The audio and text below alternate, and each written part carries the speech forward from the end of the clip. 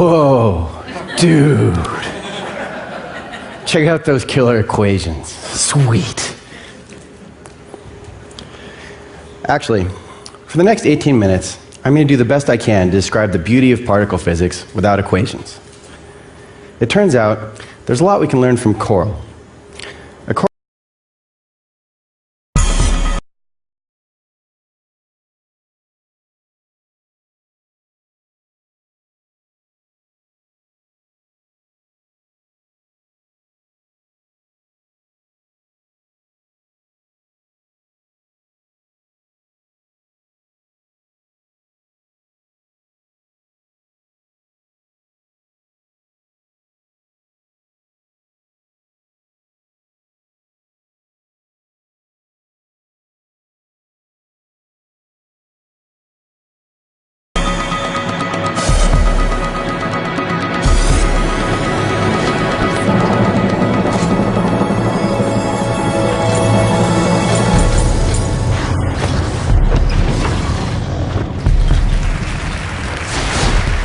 conflict awaits. Whoa, dude. Check out those killer equations. Sweet. Actually, for the next 18 minutes, I'm going to do the best I can to describe the beauty of particle physics without equations. It turns out there's a lot we can learn from coral. A coral is a very beautiful and unusual animal. Each coral head consists of thousands of individual polyps. These polyps are continually budding and branching into genetically identical neighbors. If we imagine this to be a hyper-intelligent coral, we can single out an individual and ask him a reasonable question. We can ask how exactly he got to be in this particular location compared to his neighbors. If it was just chance or destiny or what. Now, after admonishing us for turning the temperature up too high, he would tell us that our question was completely stupid. These corals can be kind of mean, you see, and I have surfing scars to prove this. But this polyp would continue and tell us that his neighbors were quite clearly identical copies of him, that he was in all these other locations as well, but experiencing them as separate individuals. For a coral, branching into different copies is the most natural thing in the world. Unlike us, a hyper-intelligent coral would be uniquely prepared to understand quantum mechanics. The mathematics of quantum mechanics very accurately describes how our universe works, and it tells us our reality is continually branching into different possibilities, just like a coral. It's a weird thing for us humans to wrap our minds around, since we only ever get to experience one possibility. This quantum weirdness was first described by Erwin Schrödinger and his cat. The cat likes this version better. In this setup, Schrödinger is in a box with a radioactive sample that, by the laws of quantum mechanics, branches into a state in which it is radiated and a state in which it is not.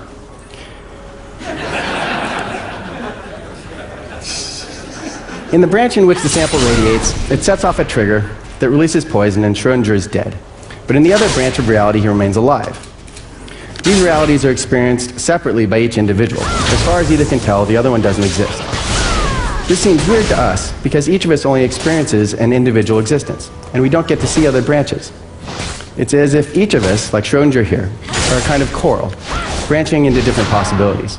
The mathematics of quantum mechanics tells us this is how the world works at tiny scales. It can be summed up in a single sentence. Everything that can happen does. That's quantum mechanics. But this does not mean everything happens. The rest of physics is about describing what can happen and what can't.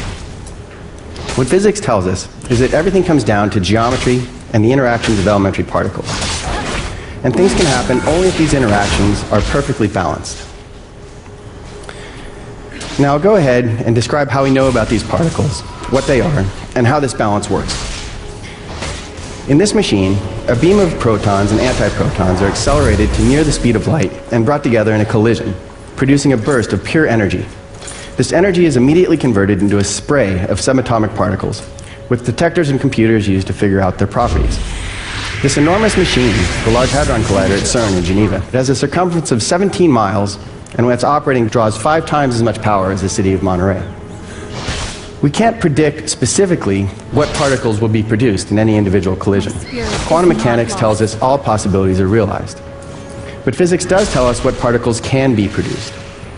These particles must have just as much mass and energy as is carried in by the proton and antiproton.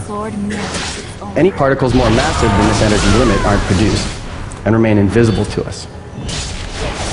This is why this new particle accelerator is so exciting. It's going to push this energy limit 7 times beyond what's ever been done before. So we're going to get to see some new particles very soon. But before talking about what we might see, let me describe the particles we already know of.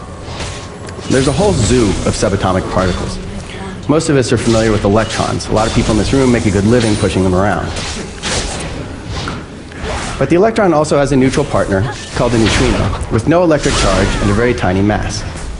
In contrast, the up and down quarks have very large masses and combine in 3 to make the protons and neutrons inside atoms. All of these matter particles come in left and right-handed varieties and have antiparticle partners that carry opposite charges. These familiar particles also have less familiar second and third generations, which have the same charges as the first, but have much higher masses. These matter particles all interact with the various force particles.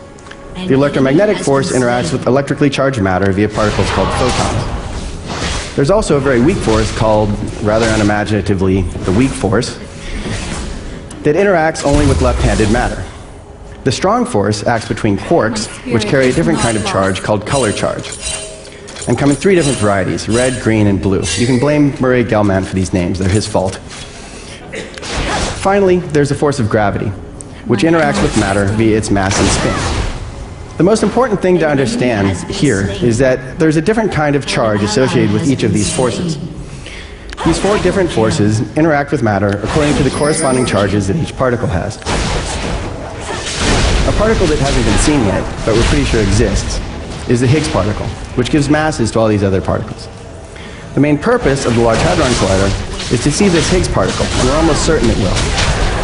But the greatest mystery is what else we might see. And I'm going to show you one beautiful possibility towards the end of this talk. Now, if we count up all these different particles using their various spins and charges, there are 226. That's a lot of particles to keep track of. And it seems strange that nature would have so many elementary particles. But if we plot them out according to their charges, some beautiful patterns emerge. So the most familiar charge is electric charge. Electrons have an electric charge of -1. And quarks have electric charges in thirds. So when 2 up quarks and a down quark are combined to make a proton, it has a total electric charge of +1. These particles also have antiparticles, which have opposite charges. Now it turns out that electric charge is actually the combination of 2 other charges, hypercharge and weak charge. If we spread out the hypercharge and weak charge, and plot the charges of particles in this 2-dimensional charge space, the electric charge is where these particles sit along the vertical direction. The electromagnetic and weak forces interact with matter according to their hypercharge and weak charge, which make this pattern. This is called the Unified Electroweak Model, and was put together back in 1967. The reason most of us are only familiar with electric charge and not both of these is because of the Higgs particle. The Higgs, over here on the left, has a large mass and breaks the symmetry of this electroweak pattern. It makes the weak force very weak by giving the weak particles a large mass. Since this massive Higgs sits along the horizontal direction in this diagram, the photons of electromagnetism remain massless and interact with electric charge along the vertical direction in this charge space. Choose your own path. So the electromagnetic and weak forces are described by this pattern of particle charges in 2-dimensional space. We can include the strong force by spreading out its 2 charge directions and plotting the charges of the force particles and quarks along these directions. The charges of all known particles can be plotted in a 4-dimensional charge space and projected down to 2 dimensions like this so we can see them. Whenever particles interact, nature keeps things in a perfect balance along all 4 of these charge directions. If a particle and antiparticle collide, it creates a burst of energy and a total charge of 0 in all 4 charge directions. At this point, anything can be created as long as it has the same energy and maintains a total charge of 0. For example, this weak force particle and its antiparticle could be created in a collision. In further interactions, the charges must always balance. One of the weak particles could decay into an electron and an antineutrino. And these 3 still add to 0 total charge. Nature always keeps a perfect balance. So these patterns of charges are not just pretty. They tell us what interactions are allowed to happen. And we can rotate this charge space in 4 dimensions to get a better look at the strong interaction, which has this nice hexagonal symmetry. In a strong interaction, a strong force particle, such as this one, interacts with a colored quark, such as this green one, to give a quark with a different color charge, this red one. And these strong interactions are happening millions of times each second in every atom of our bodies, holding the atomic nuclei together. But these 4 charges, corresponding to 3 forces, are not the end of the story. We can also include 2 more charges corresponding to the gravitational force. When we include these, each matter particle has 2 different spin charges, spin up and spin down. So they all split and give a nice pattern in 6-dimensional charge space. We can rotate this pattern in 6 dimensions and see that it's quite pretty. Right now, this pattern matches our best current knowledge of how nature is built at the tiny scales of these elementary particles. This is what we know for certain. Some of these particles are at the very limit of what we've been able to reach with experiments. From this pattern, we already know that particle physics at these tiny scales, the way the universe works at these tiny scales, is very beautiful. But now I'm going to discuss some new and old ideas about things we don't know yet. We want to expand this pattern using mathematics alone and see if we can get our hands on the whole enchilada. We want to find all the particles and forces that make a complete picture of our universe. And we want to use this picture to predict new particles that we'll see when experiments reach higher energies. So there's an old idea in particle physics that this known pattern of charges, which is not very symmetric, could emerge from a more perfect pattern that gets broken, similar to how the Higgs particle breaks the electroweak pattern to give electromagnetism. In order to do this, we need to introduce new forces with new charge directions. When we introduce a new direction, we get to guess what charges the particles have along this direction, and then we can rotate it in with the others. If we guess wisely, we can construct the standard charges in 6 charge dimensions as a broken symmetry of this more perfect pattern in 7 charge dimensions. This particular choice corresponds to a grand unified theory introduced by Petit and Salam in 1973. When we look at this new unified pattern, we can see a couple of gaps where particles seem to be missing. This is the way theories of unification work. A physicist looks for larger, more symmetric patterns that include the established pattern as a subset. The larger pattern allows us to predict the existence of particles that have never been seen.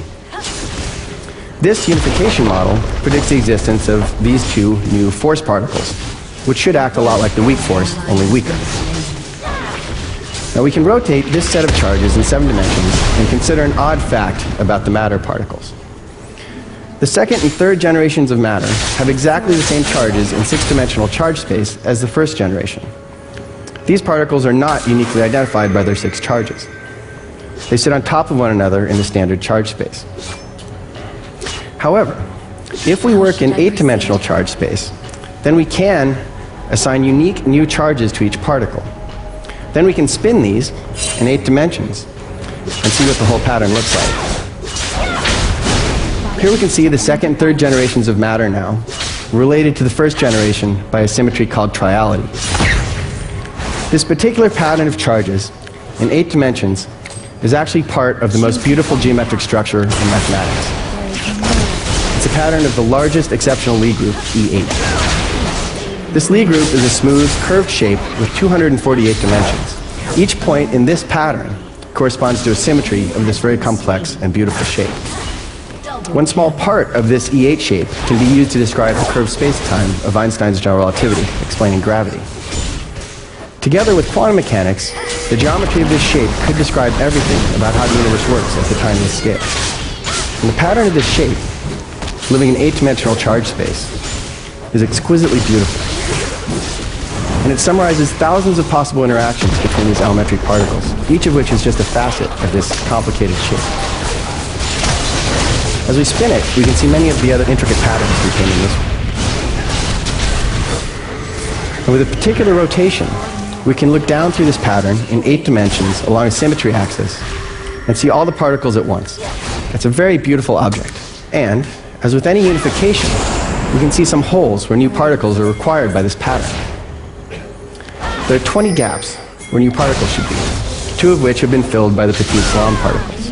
From their location in this pattern, we know that these new particles should be scalar fields, like the Higgs particle, but have color charge and interact with the strong force. Filling in these new particles completes this pattern, giving us the full E8. This E8 pattern has very deep mathematical roots. It's considered by many to be the most beautiful structure in mathematics. It's a fantastic prospect that this object of great mathematical beauty could describe the truth of particle interactions at the smallest scales imaginable.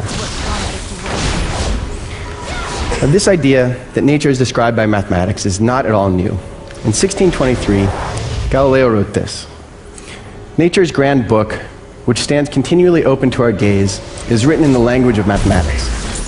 Its characters are triangles, circles, and other geometrical figures, without which it is humanly impossible to understand a single word of it. Without these, one is wandering around in a dark labyrinth." I believe this to be true, and I've tried to follow Galileo's guidance in describing the mathematics of particle physics using only triangles, circles, and other geometrical figures. Of course, when other physicists and I actually work on this stuff, the mathematics can resemble a dark labyrinth. But it's reassuring that at the heart of this mathematics is pure, beautiful geometry. Joined with quantum mechanics, this mathematics describes our universe as a growing E8 coral, with particles interacting at every location in all possible ways according to a beautiful pattern. And as more of the pattern comes into view, using new machines like the Large Hadron Collider, we may be able to see whether nature uses this E8 pattern or a different one. This process of discovery is a wonderful adventure to be involved in. If the LHC finds particles that fit this E8 pattern, that will be very, very cool. If the LHC finds new particles but they don't fit this pattern, well, that will be very interesting, but bad for this E8 theory. And, of course, bad for me personally. Now, how bad would that be? Well, pretty bad. But predicting how nature works is a very risky game. This theory and others like it are long shots. One does a lot of hard work knowing that most of these ideas probably won't end up being true about nature. That's what doing theoretical physics is like. There are a lot of wipeouts. In this regard, new physics theories are a lot like startup companies. As with any large investment, it can be emotionally difficult to abandon a line of research when it isn't working out. But in science, if something isn't working, you have to toss it out and try something else. Now, the only way to maintain sanity and achieve happiness in the midst of this uncertainty is to keep balance and perspective in life. And I've tried the best I can to live a balanced life. I try to balance my life equally between physics, love, and surfing, my own three charge directions. This way, even if the physics I work on comes to nothing, I still know I've lived a good life. And I try to live in beautiful places. For most of the past 10 years, I've lived on the island of Maui, a very beautiful place. Now, it's one of the greatest mysteries in the universe to my parents how I managed to survive all that time without engaging in anything resembling full-time employment. But I'm going to let you in on that secret. This was a view from my home office on Maui. And this is another. And another. And you may have noticed that these beautiful views are similar, but in slightly different places. That's because this used to be my home and office on Maui. I've chosen a very unusual life. But not worrying about rent allowed me to spend my time doing what I love. Living a nomadic existence has been hard at times, but it's allowed me to live in beautiful places and keep a balance in my life that I've been happy with. And allows me to spend a lot of my time hanging out with hyper-intelligent coral. But I also greatly enjoy the company of hyper-intelligent people, so I'm very happy to have been invited here today. Thank you very much.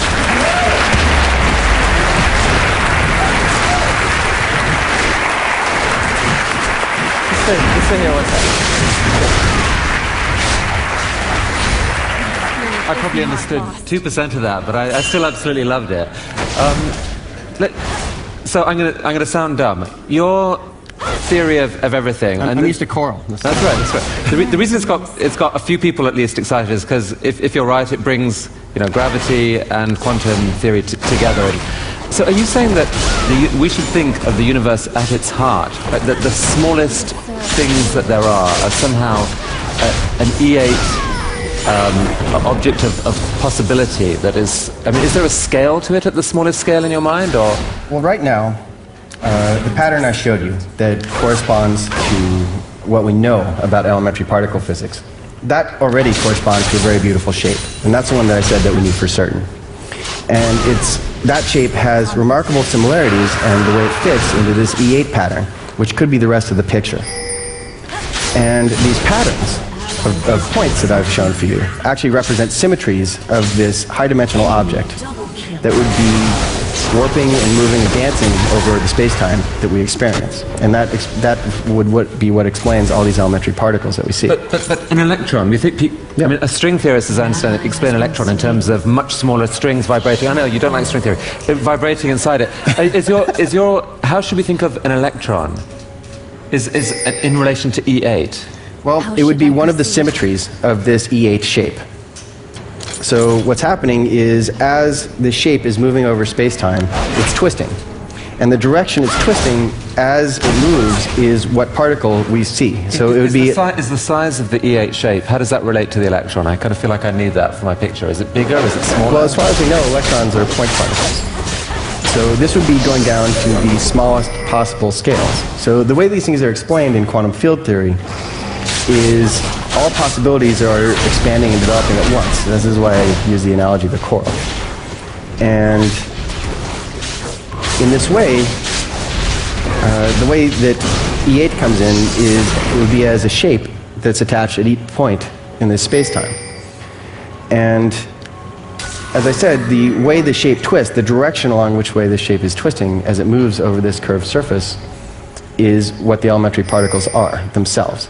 So through quantum field theory, that manifests themselves as points and interact that way. I don't know if I've been able to make this any clearer. It doesn't really matter. It's evoking a kind of sense of wonder, and I certainly want to understand more of this. So thank you so much for coming. That was absolutely fascinating.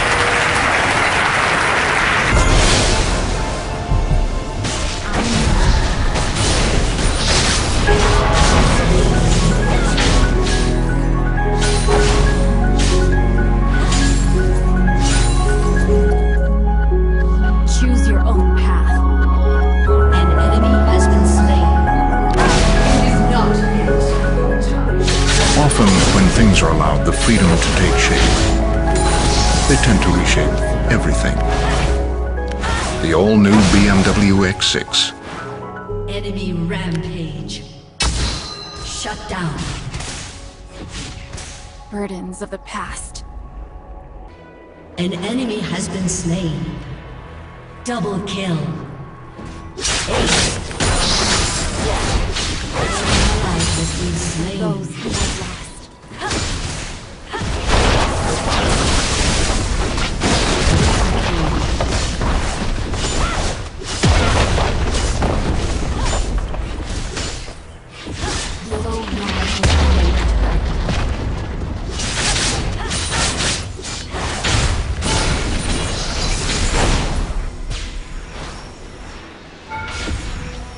Learn from your mistakes.